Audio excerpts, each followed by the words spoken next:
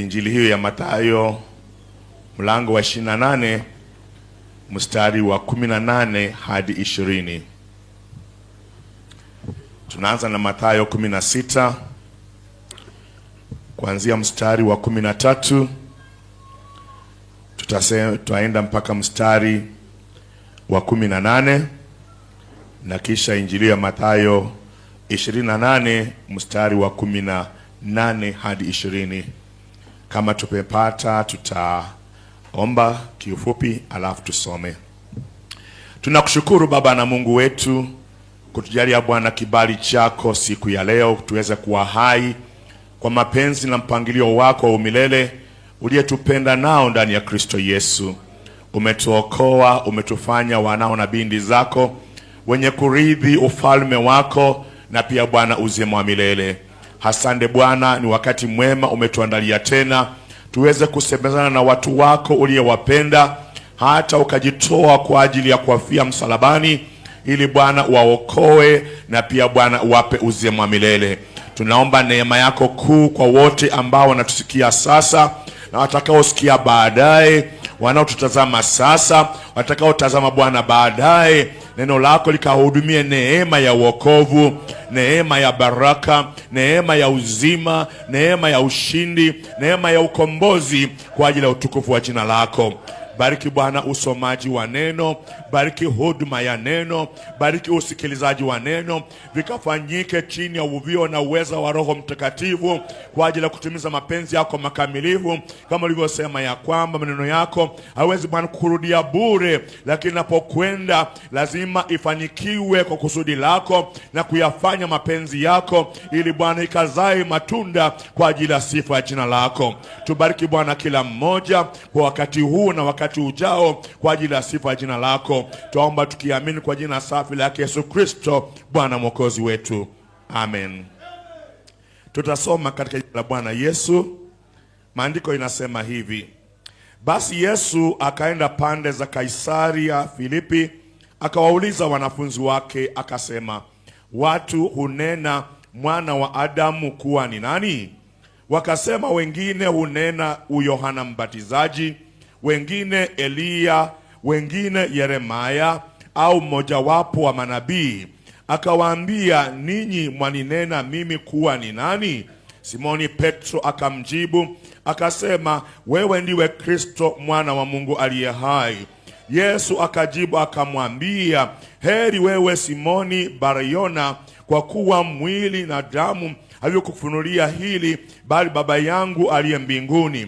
Nami nakuambia, wewe ndiwe Petro, na juu ya mwamba huu nitalijenga kanisa langu, wala milango ya kuzimu haitalishinda.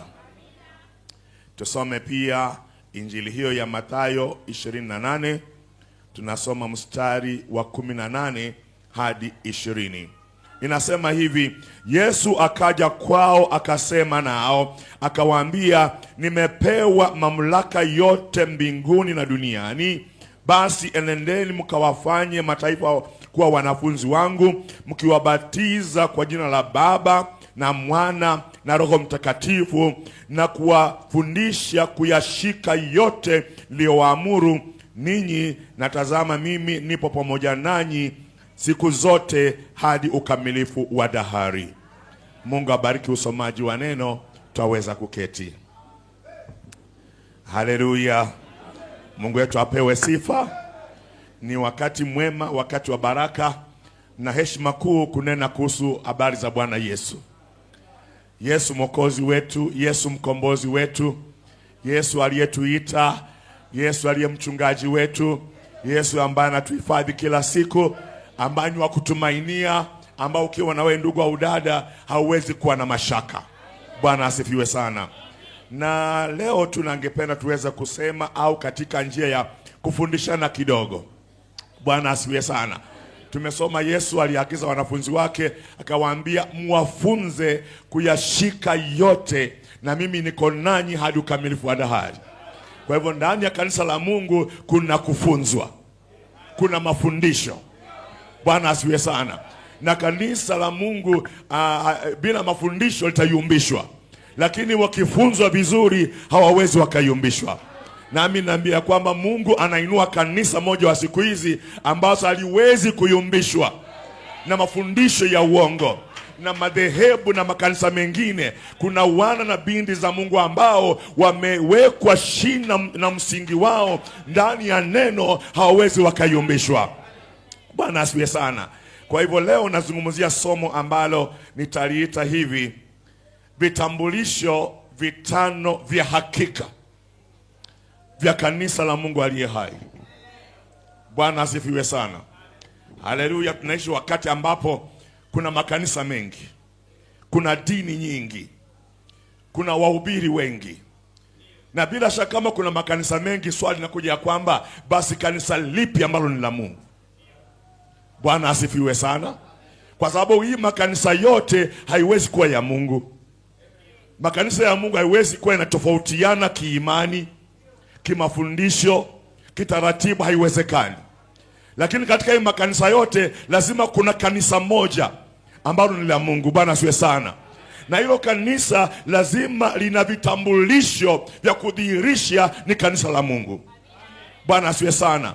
Sio watu kujisemea kwamba sisi ni kanisa la Mungu. Hiyo ni mzuri, lakini Mungu mwenyewe kama angeitwa jukwani atuambie kawa tuishi kanisa lake, naamini ya kwamba akituambia mkitaka kujua kanisa langu, angalia vitambulisho hivi vitano vya hakika viko ndani ya kanisa langu. Bwana asifiwe sana. Na kama wewe ni Mkristo, ndugu au dada unayenisikiliza, unayeniona, naamini ya kwamba ungependa kuwa na hakika kama uko mmoja wa hilo kanisa. Na kama hauko mmoja wake, basi imefika, tafuta hilo kanisa basi, kwa sababu hakika kuna hilo kanisa. Bwana asifiwe sana. Tumesoma mahali Yesu alikuwa na wanafunzi wake. Maandiko linasema akaenda pande za Kaisaria ya Filipo, na kawauliza wanafunzi wake, watu hunena mimi ni nani? Bwana asifiwe sana. Sasa Yesu akataka kujua kwao vile wamesikia watu wanasema kuhusu mwana wa Adamu. Wakasema, wengine wanasema wewe ni Yohana Mbatizaji, wengine wanasema wewe ni Elia, wengine wanasema wewe ni Yeremia. Na Yesu hakukana wanachosema ni mbaya. Yesu aliitikia wanaosema ni kweli, kwa sababu mimi ni jumla ya hao manabii wote. Kwa hivyo wakiniangalia wanaona Elia ndani, wakiniangalia wanaona Musa ndani, wakiniangalia wanaona Yeremia ndani. Bwana asifiwe.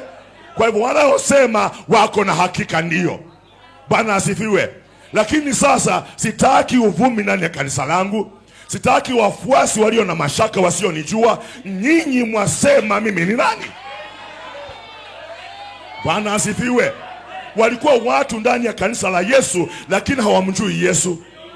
Na wengi wako makanisani hawamjui Yesu, hawamjui Mungu.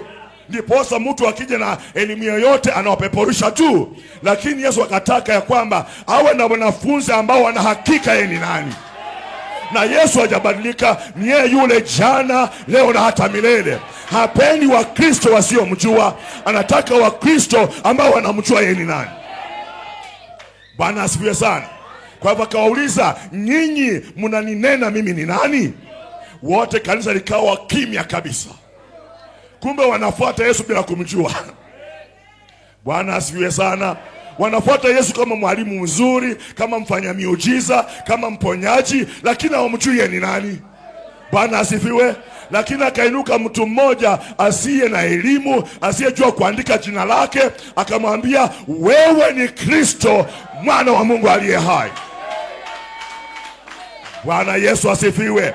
Yesu akamwangalia Petro, akajua hii jambo huyu jamaa asiyesoma asingejua kama Baba yangu wa mbinguni hakumfunulia.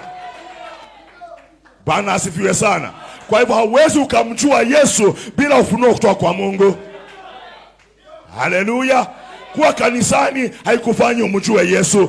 Kusoma Biblia haikufanyi umjue Yesu. Lakini inabidi Mungu ashuke, Baba wa Yesu, akufunulie Yesu ni nani. Na akasema nyama na damu havijakufunulia jambo hili. Bwana asifiwe.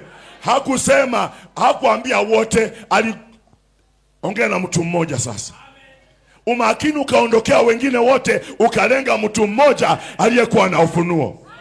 Na Yesu analenga walio na ufunuo, analenga wanaomjua yeye, ambao wamepewa siri yake na Baba wa mbinguni. Kamwambia, wewe ni Simoni mwana wa Yona, lakini utaitwa Petro. Nyama na damu havijakufunulia jambo hili. Kwa njia nyingine hujasomeshwa, haujafunzwa, lakini Baba yangu wa mbinguni amekufunulia jambo hili. Na akamwambia, juu ya mwamba huu mimi Yesu nitajenga kanisa langu.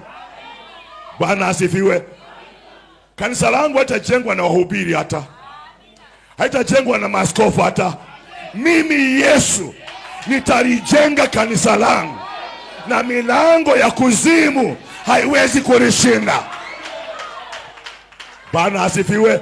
Kuonyesha hilo kanisa litakabiliwa na malango ya kuzimu, lakini wana ahadi ya kwamba malango ya kuzimu haiwezi kushinda hilo kanisa. Bwana asifiwe sana. Haleluya. Kwa hivyo Yesu ndiye anayejenga kanisa lake. Kwa hivyo tunapoingia katika vitambulisho vitano vya kanisa la Mungu aliye hai, vitambulisho vitano vya hakika lazima viweko. Unaweza kujiangalia wewe, uangalie mwenzako, uangalie kanisa lako, upime na vitambulisho vitano vya hakika. Bwana asifiwe. Ukifika hapo, ndugu au dada, hakuna mtu wa kuimbisha wewe, hakuna mtu wa kutingiza wewe. Bwana asifiwe sana. Na unajua, ili tuweze kufikia vitambulisho vitano, itabidi tujiulize maswali matano, na kujibu haya maswali matano yatupatia majawabu ya vitambulisho vitano vya hakika. Swali la kwanza, kanisa ni nini? Bwana asifiwe. Lazima tujue kanisa ni nini. Haleluya. Kwa sababu kama ni chama, hata kuna vyama vya mpira, kuna vyama vya makabila, kuna vyama vya mataifa. Kwa hivyo kanisa ni nini? Bwana asifiwe.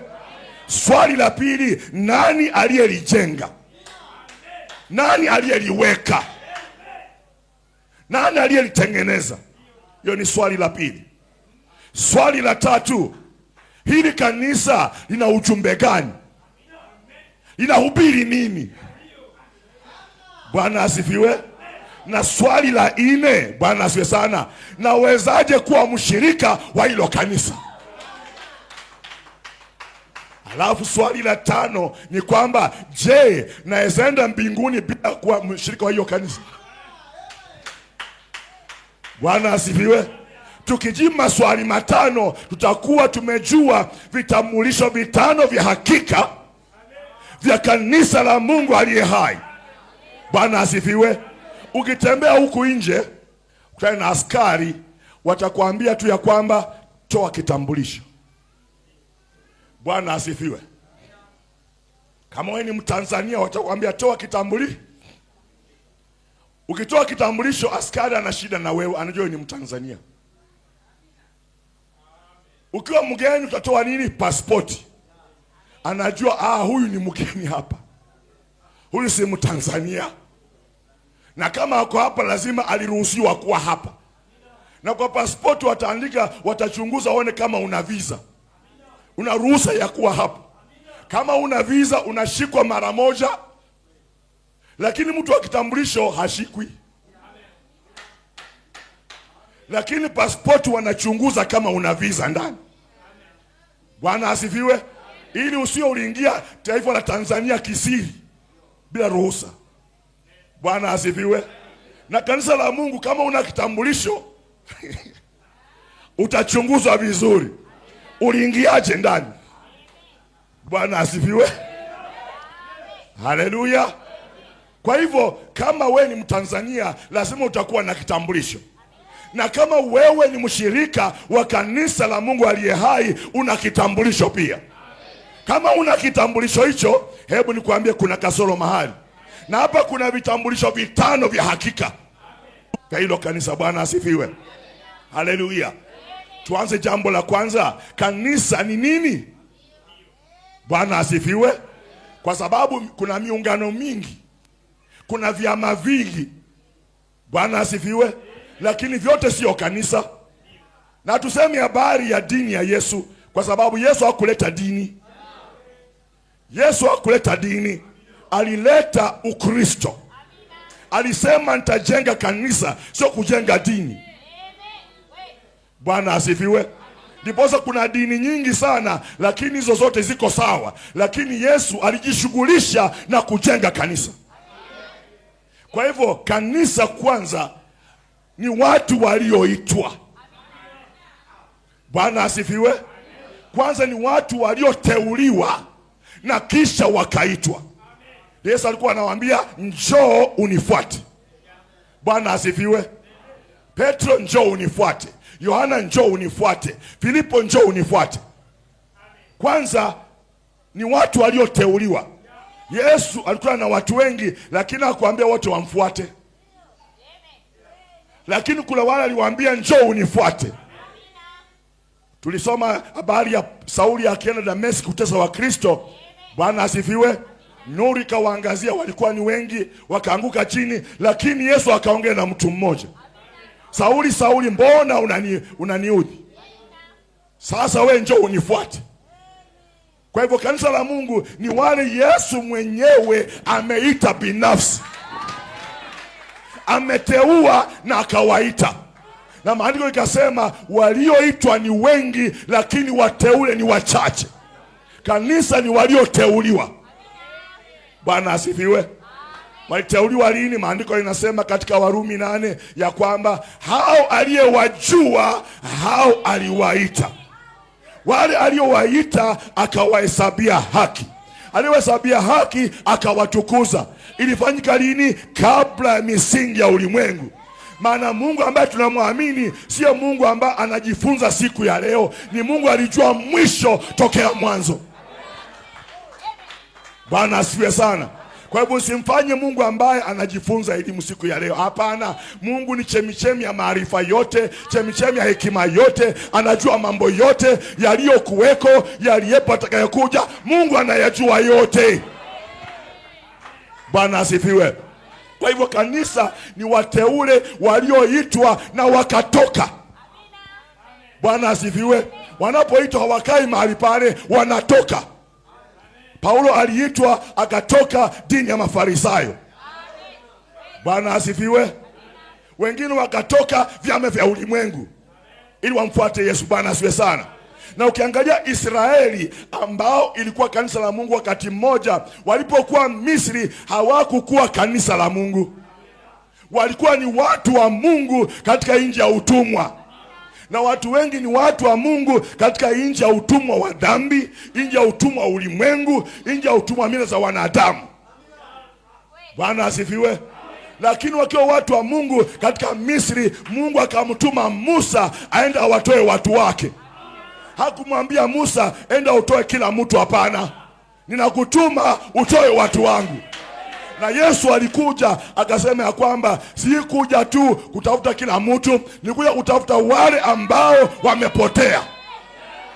Kuonyesha ya kwamba Yesu alikuwa na wao kabla hawajapotea.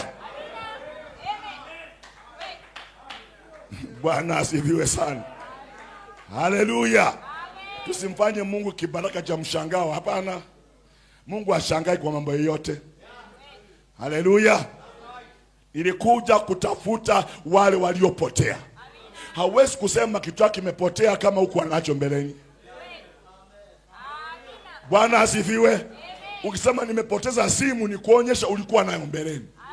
Kwa hivyo hao kabla wapotee walikuwa ni mali ya Yesu mbeleni. Kwa hivyo kanisa la Yesu Mungu aliwajua kabla ya misingi ya ulimwengu. Kwa hivyo Musa alipowatoa Misri wakaingia kuwa kanisa la Mungu. Bwana asifiwe. Hawakubakia watu wa Mungu, sasa wakawa kanisa, watu walioitwa. Na walipoitwa wakatolewa. Bwana asifiwe. Na hapo ikawa wakaunda ufalme wa Mungu sasa. Bwana asifiwe. Ufalme ambaye Mungu ndiye mtawala. Mungu ndiye kiongozi. Mungu ndiye anayepea maagizo. Haleluya. Hiyo ni kanisa la Mungu, agano la kale. Bwana asifiwe sana. Na vile Musa alikuwa nabii aliyewatoa, Musa Mungu alimwambia katika Kumbukumbu la Torati 18:15 ya kwamba angalia, ambia Israeli, Bwana Mungu atawaondokezea miongoni mwa ndugu zao nabii kama mimi. Na itakuwa asiyemsikiliza huyo atakatiliwa mbali na watu. Hiyo unabii ilikuwa inamhusu nani? Yesu Kristo. Na Yesu akija kama Musa, ilibidi atoe wake. Haleluya.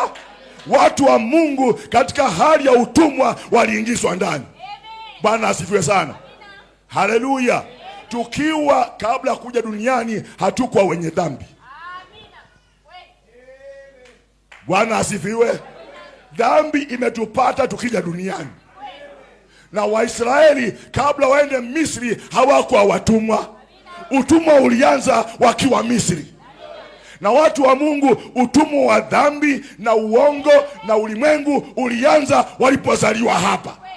Lakini wakiwa ndani ya Kristo, kabla msingi ya ulimwengu, hawakuwa wenye dhambi. Bwana asifiwe sana. Sasa Yesu alipowaita sasa, Yesu akaanzisha ufalme au himaya ya Masihi. Bwana asifiwe. Utawala wa Masihi. Bwana asifiwe.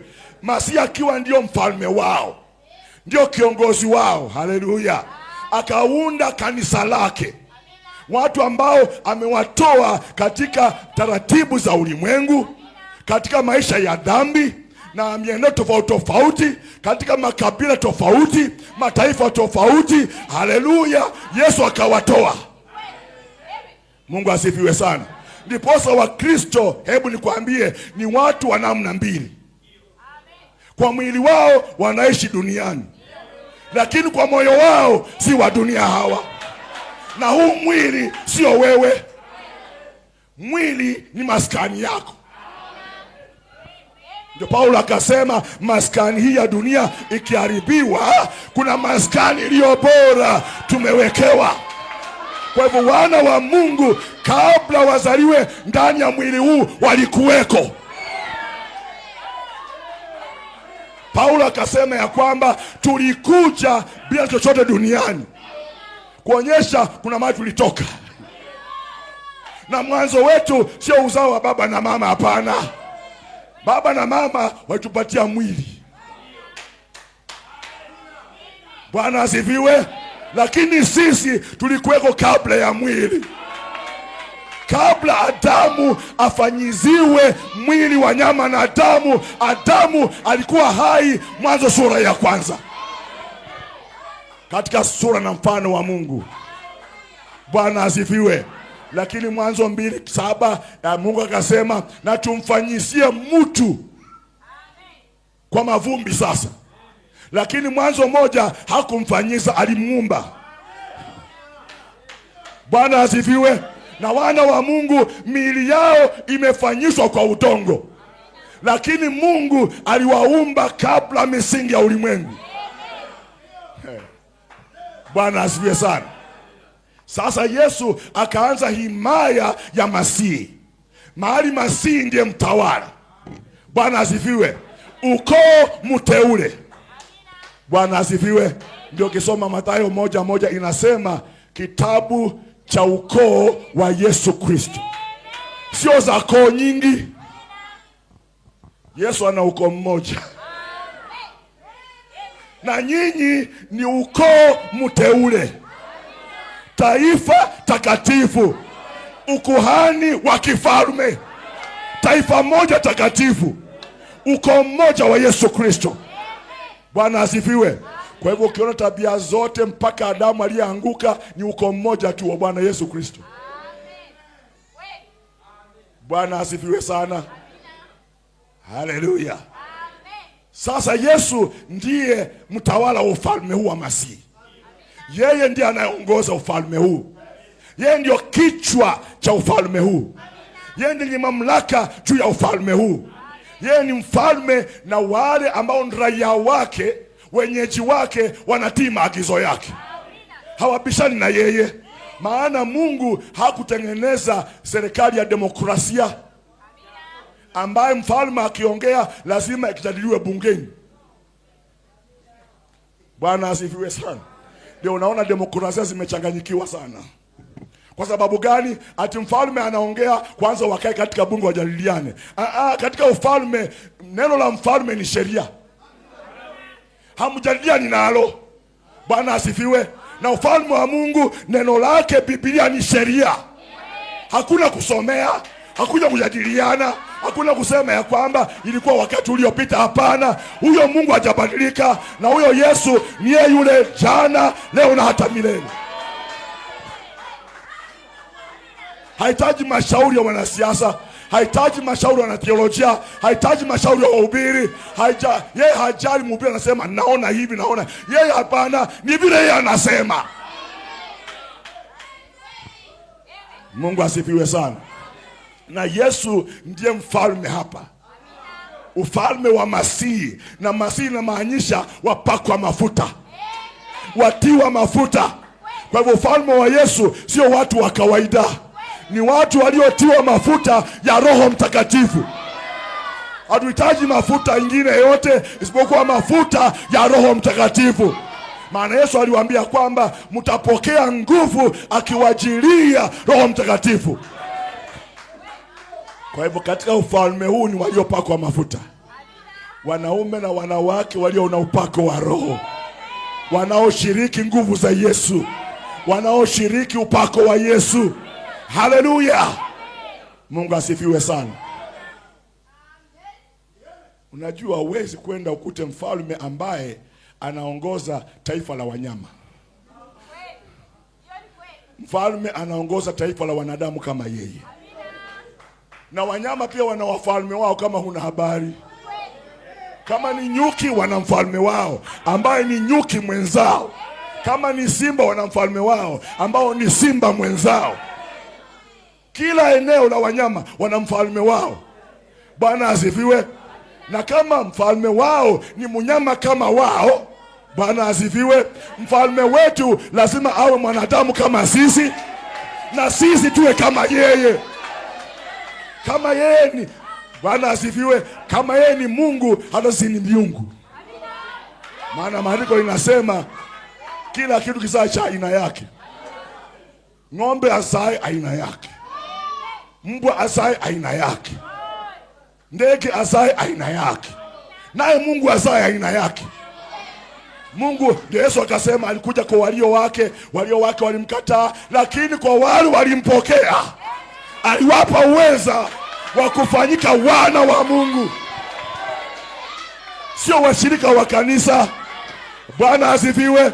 Sio washirika wa dhehebu, ni wana wa Mungu. Na ukiona mhubiri ambaye anasema ya kwamba hawa ni watu wangu, huyo ni mwongo kwanza. Kanisa sio mali ya wahubiri. Kanisa sio mali ya askofu.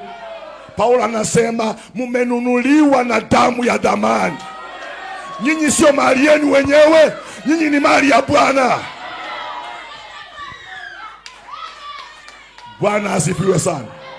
Kwa hivyo kanisa la Mungu ni ufalme wa Masihi, ufalme ambao Yesu anatawala. Yesu ndio kiongozi wa hilo kanisa. Ndani ya hilo kanisa Yesu akiongea kila mtu ananyamaza. Na Yesu ni nini? Yohana 1:1, mwanzo kulikuweko neno, naye neno alikuwa kwa Mungu, naye neno alikuwa ni Mungu. Kwa hiyo Yesu ni neno. Neno likiongea kila mtu anyamaze. Likisema ya kwamba tubu dhambi, kila mtu atubu dhambi. Likisema wanawake wasihubiri, wanawake wakae chini. Likisema vaa hivi, vaa vile neno limesema. Bwana asifiwe. Kanisa la Yesu haliendeshwi na fikra za wahubiri, hapana. Linaendeshwa na Roho wa Mungu.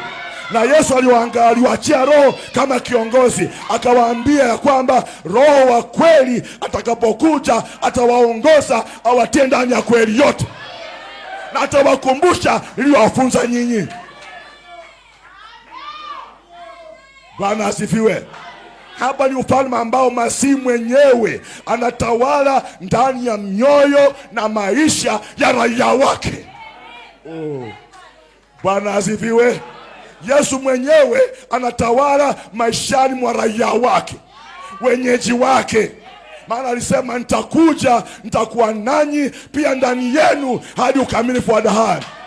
Kwa hivyo kanisa la Yesu, kanisa la Mungu aliye hai, ni watu ambao wanamiliki Yesu ndani ya moyo. Yesu ako hai ndani mwao, na Yesu aliye ndani mwao aliye hai hajabadilika. Hawezi kupinga yale aliyonena akiwa hapa. Kwa hivyo ukisikia mtu anakuambia kwamba nimeokoka, Yesu ni mwokozi wangu, anaishi ndani mwangu, na anapinga neno, huyo hajaokoka. Huyo sio kanisa la Mungu. Bwana asifiwe sana. Haleluya. Utawala wa Masihi, mahali Masihi anaamua maishani mwa wanadamu, anaongoza wanaume na wanawake, ako hai ndani mwao. Bwana asifiwe. Paulo akasema na wote wanaongozwa na Roho wa Mungu, hao ndio wana wa Mungu. Sio waliojiunga na kanisa, sio wafuata wahubiri, hapana. Wanaongozwa na Roho. Bwana asifiwe. Na Roho Mtakatifu aliongoza manabii, akaongoza mitume, hajabadilika. Akiongoza wewe, haleluya, utaamini kama wao, utavaa kama wao, utaishi kama wao. Na kama ni mhubiri, utahubiri kama wao. Bwana asifiwe. Maana mmoja wao ambaye alikuwa amejawa Roho, hata Mungu akamuinua hadi mbingu ya 3. Hapo akarudi akasema kwamba na hata malaika atoke mbinguni. Alipoenda mbingu ya 3 aliona malaika wakiwa huko, na akajua hawa malaika hawezi kushuka chini wakapinga neno. Kwa hiyo hata malaika akuja kuhubiria injili nyingine na alaaniwe. Bwana asifiwe. Paulo mtakatifu. Mungu asifiwe sana. Kwa hivyo katika ufalme wa Masihi, haleluya, ni Masihi mwenyewe anatawala, anapeana maagizo, anaweka taratibu ufalme wake. Sasa alisema juu ya mwamba huu nitajenga kanisa langu. Bwana asifiwe. Na akijenga kanisa lake itakuwa sawa na tabia sawa vizazi vyote. Itakuwa na imani moja, Bwana mmoja, ubatizo mmoja, utaratibu mmoja, fundisho mmoja, Mungu mmoja. Si Paulo alisema ya kwamba tuweze kupigania kudumisha umoja wa Roho, kwa sababu Roho ni mmoja, ambaye ni Bwana mmoja, ambaye ametupatia tumaini moja, na ubatizo mmoja, ambaye ni Mungu mmoja juu yetu wote, ndani yetu wote, kupita sisi wote. Bwana asifiwe. Ambao unaona madhehebu yamekosa lengo, kwa sababu kila dhehebu wana tumaini lao, wana imani yao na ubatizo wao. Lakini kanisa la Mungu aliye hai lina imani moja. Ndio Yuda angeambia watu ya kwamba nilipojisikia kuandikia habari ya wokovu ambao ndio sisi wote, nijisikia na hamu niwaandikie muishindanie ile imani waliokabidhiwa watakatifu mara moja tu. Sio imani nyingine. Imani ya mitume inaishi mpaka siku ya leo. Bwana asifiwe. Sihitaji imani ya madhehebu mimi. Sihitaji imani ya dini nyingine mimi. Nashindania imani waliokabidhiwa baba zangu. Walipewa hiyo imani, nami Yesu anipatie imani kama aliyowapatia. Na ndio imani ya wokovu wa pekee. Ndio imani ya neema ya pekee. Bwana asifiwe. Kwa hivyo hili kanisa ni ufalme wa Masihi ambao mwenyewe anaamurisha. Na umewahi kujua ukienda katika kiwanda cha mtu fulani, Bwana asifiwe, kama utafanya ndani ya kiwanda na ulipwe mshahara, lazima ufuate maagizo ya mwenye kiwanda. Ukifuata njia zako utafutwa. Bwana asifiwe. Na hii kanisa la Yesu, hii ufalme wa Yesu wa Masihi, kama ufuati maagizo yake unafutwa, unatupwa nje. Bwana asifiwe. Haleluya. Na ukienda katika kiwanda, uendi kusema lazima muniandike kazi. Unaomba. Kwa hivyo uko chini ya masharti kama mwenye kiwanda. Bwana asifiwe. Hata wale wanakuja Tanzania wakija na passport wanaomba visa, sio wanaagiza lazima mnipe visa. Ukija na hiyo lugha hakuna visa utapewa, utafukuzwa mara moja. Bwana asifiwe. Unaomba tafadhali mnipe visa nikaingie nje ya Tanzania. Wakisema la, imekwisha.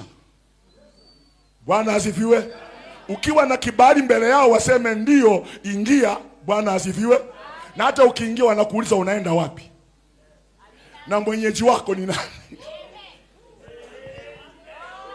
Kwa sababu wewe tukuja kuzurura Tanzania, hapana. Lazima ukwende useme unaenda wapi na jina la mwenyeji wako. Katika ufalme wa Mungu huingii tu kazurura huko. Bwana asifiwe. Lazima uingie ufalme wa Mungu ukijua unaenda wapi na nafasi yako ni ipi. Bwana asifiwe sana. Ufalme wa Masihi ni wa utaratibu wa ndugu na wadada. Haleluya. Wewe ndio ufalme Yesu alianzisha. Mahali Yesu mwenyewe ndiye akasema ya kwamba nimepewa mamlaka yote mbinguni na duniani. Kama Yesu ana mamlaka yote, sasa Mungu hana mamlaka. Bwana asifiwe. Ni kuonyesha huyu Yesu ndiye Mungu mwenyewe. Na ndiye mwanadamu wa pekee alipozaliwa duniani, malaika waliacha kusifu mbinguni wakaja kusifu duniani. Kwa sababu malaika wasingeabudu asiyeko. Ilibidi wafuate mahali ya kwenda waende kumsifu huko. Bwana asifiwe. Na ndiye mwanadamu wa pekee ambaye aliabudiwa akakubali. Na akaambia watu mnaniabudu bure. Ile shtaka Wayahudi walikuwa nao dhidi ya Yesu ni shtaka moja tu. Wewe mwanadamu unajifanya Mungu. Bwana asifiwe. Lakini Yesu akawaambia msiponiamini mimi ndiye, mtakufa ndani ya dhambi zenu. Paulo akatudokezea Isaya akatuambia kwamba siri ya utauwa ni kuu. Huyu Yesu au huyu Mungu muumbaji wa mbingu na nchi na vyote alidhihirishwa katika mwili. Alidhihirishwa namna gani katika mwili? Kumbe Yesu alikuwa ni Mungu ndani ya mwili. Na ndani yake unakaa utimilifu wote wa uungu kwa jinsi ya kimwili. Bwana asifiwe. Haleluya. Yesu alikuwa na uungu wote ndani mwake. Uungu wote ulikuwa ndani ya Yesu. Haleluya. Yesu akaambia wale watu alipoambia kwamba unajua kabla Ibrahimu mimi niko, wakasema wewe umeenda zaidi sasa wewe. Wewe hujafikisha miaka 50 na unasema ulimuona Ibrahimu baba yetu, wewe una kichaa. Yesu akawajibu akawaambia kabla Ibrahimu mimi niko. Na mimi niko ndiye Mungu wa Musa, ndiye Mungu wa Ibrahimu, ndiye Mungu wa Isaka, ndiye Mungu wa Yakobo.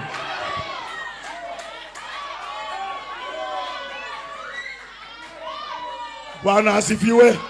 Kwa hivyo Yesu ndiye Mungu wa Ibrahimu, Isaka na Yakobo. Maana Musa alimuuliza niambie jina lako. Kamwambia enda ukawaambie mimi niko ambaye niko. Bwana asifiwe. Haleluya. Kwa hivyo Yesu ndiye mtawala ndani ya ufalme huu. Yeye ndiye anaendesha ufalme huu vile anavyotaka. Yeye ndiye anapanga himaya hii. Yeye ndiye anapeana nafasi kwa kila mtu.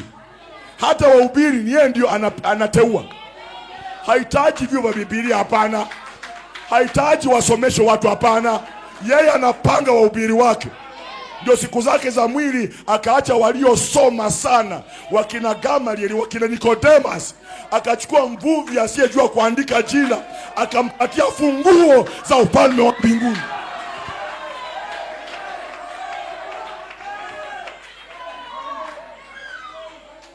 Kuambia sitegemee elimu ya wanadamu, Bwana asifiwe.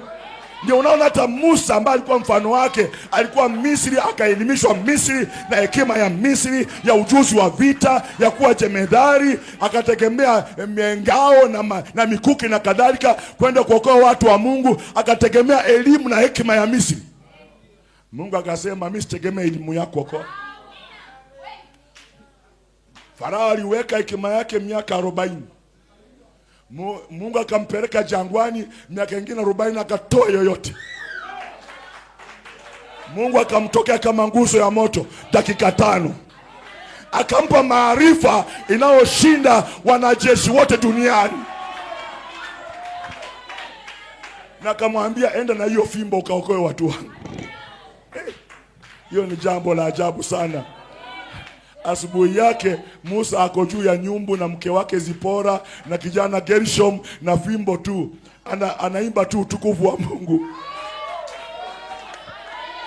Musa, unaenda wapi? Mimi naenda Misri. Kufanya nini? Kuokoa watu wa Mungu. Mahali alitoroka baada ya kuwa Misri mmoja, sasa anakwenda. Bwana asifiwe. Maana hekima ya mwanadamu ni upumbavu mbele ya Mungu. Na Paulo akasema hata upumbavu wa Mungu unashinda hekima ya wanadamu. Bwana asifiwe sana. Haleluya.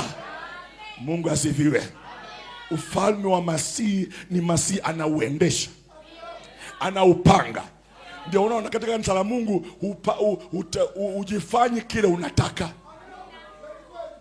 Na nielewa vizuri, na hausomei nafasi yako. Inategemea uteule wake, ni mapenzi yake. Kwa kanisa la Mungu wahubiri hawasomi, ni Mungu anawasomesha, ni Mungu anawapanga.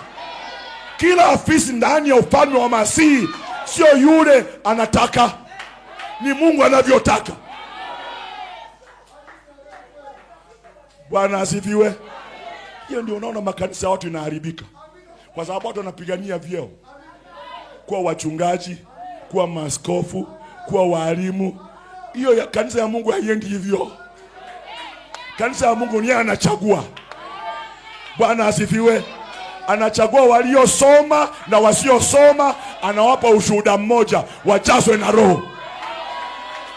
Anachagua maskini na matajiri, anawapa vazi moja, ujazo wa Roho. Anachagua waliojulikana, wasiojulikana, anawapa ushuhuda mmoja, shahidi wa Yesu Kristo. Bwana asifiwe. Hii ni ufalme wa ajabu. Mungu ameweka hivi kwamba, ndugu au dada, usiogope kama una masomo. Hapa utaingia. Hata kama una elimu utaingia. Kama wewe ni maskini utaingia. Kama wewe ni tajiri utaingia. Kama unajulikana utaingia. Kama hujulikani utaingia. Kwa sababu si kupenda kwa wanadamu, si kupenda kwa mchungaji, si kupenda kwa askofu, ni mapenzi ya Mungu mwenyewe.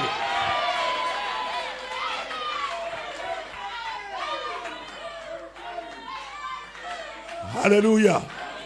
Bwana asifiwe sana.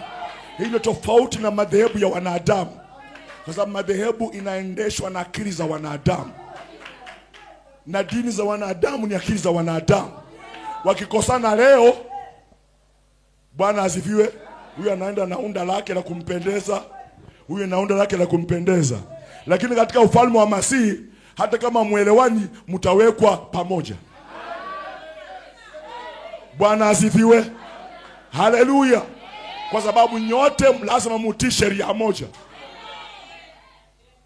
Bwana asifiwe. Ni kama serikali yetu. Bwana asifiwe sana. Hata kama upendi jirani yako, sheria itakwambia mtakaa. Bwana asifiwe. Na uwezi kugeuza hiyo. Utaishi na huyo jirani ambaye humpendi. Na katika ufalme wa Mungu hata wale hutaki, utaishi na waona. Bwana asifiwe.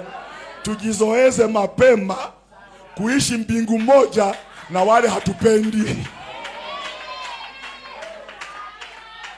Bwana asifiwe. Itakuwaje ukienda mbinguni upande yule mtu ulichukia? Utatoka? Bwana asifiwe. Kwa sababu kwenda mbinguni haitegemei wewe wala mwanadamu mwingine, ni uteule wa Mungu. Bwana asifiwe. Kwa sababu ni mpango wake mwenyewe. Haleluya. Kwa hivyo kanisa ni walioitwa, na wanapoitwa wanatengwa na taratibu zingine zote na mafundisho ingine yote, wanapewa utaratibu mpya. Ndio maandiko ikasema mtu akiwa ndani ya Kristo ni kiumbe kipya, ya kale yameshapita, yote yamekuwa mapya. Bwana asifiwe. Bwana wabariki. Tusimame tuombe.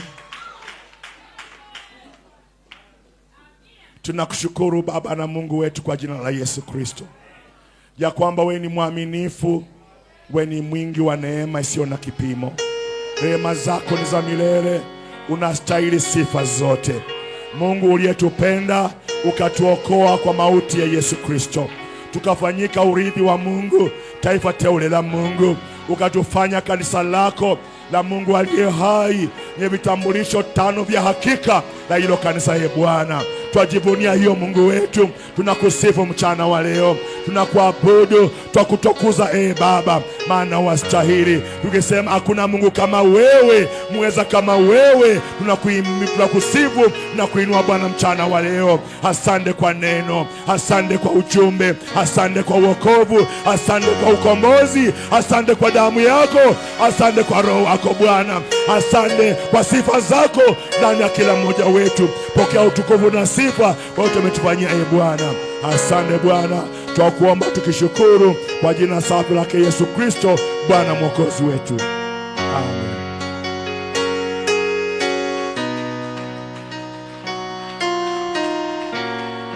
Haleluya.